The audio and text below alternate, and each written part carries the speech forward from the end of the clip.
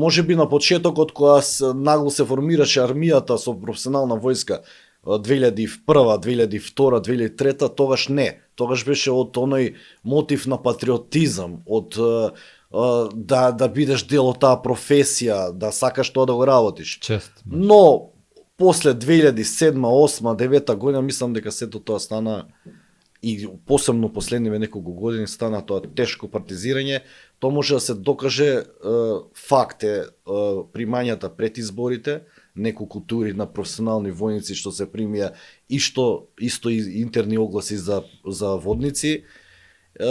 Еве сега ова раководство има нели нов конкурс со 300 професионални војници, кој што јас се чудам кои Од ке Павле да не биде сите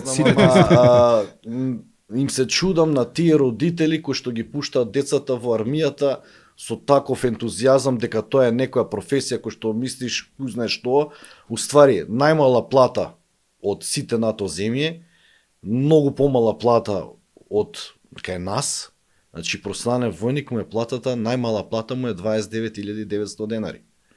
Значи нерегулиран статус, на определено време 25 години и на крај нема пензионирање. Тоа што и да го реши, што не е се уште решено поради игнорирање на сите министри уназад на проблемите на војниците.